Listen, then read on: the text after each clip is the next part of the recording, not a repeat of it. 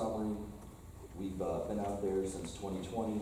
My wife, Alyssa Miller, runs a freezer beef business and maintains the farm, Angus beef, and takes care of our cattle.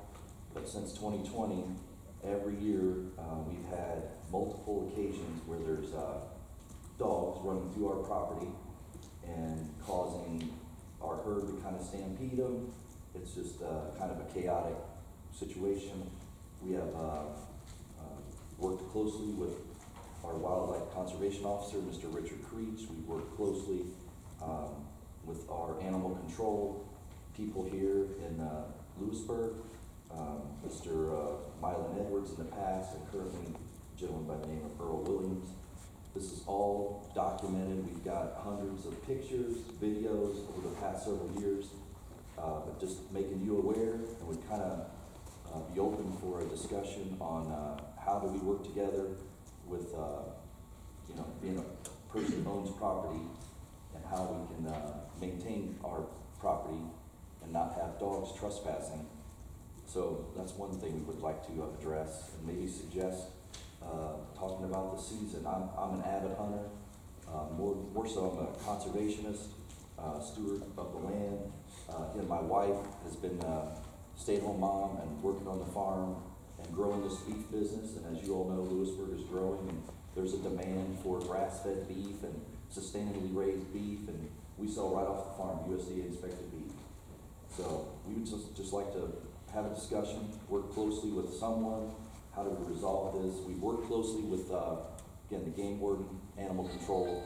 And we kind of feel like there's a gray area where the dogs seem to have rights versus us as property owners. And these things impact our farm. They impact fertility on cows. They impact docility on animals. They impact our breeding and calving season. The hunting season's typically in the fall. That's when we calve. September, October, November, December.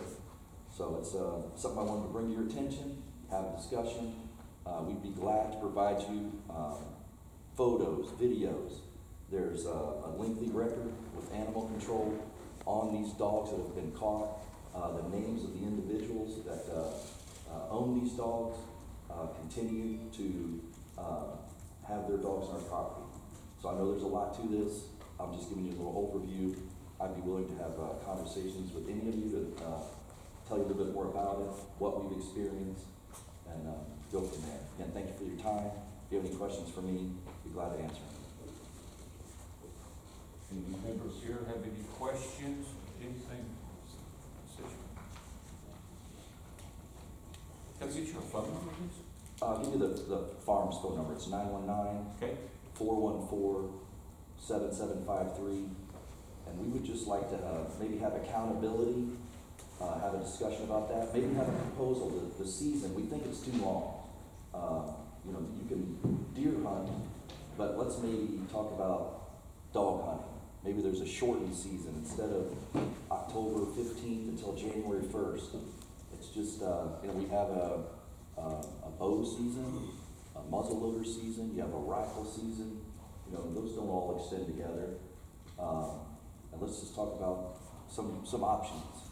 What are property owners' rights, and what are some penalties for continuous, repeated violators?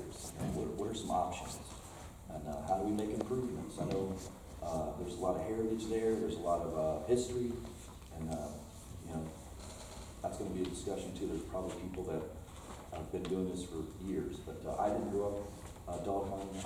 I like to sit in the stand. I like to observe nature in its natural state, and you cannot do that when dogs are running through your property. So again, I'll be glad to answer any questions if I have any time left. Again, thank you for your time. I would like to just further this and make you guys informed. And I think the laws are created by you folks on how this is enforced. So we would like to get your feedback on how this could be addressed.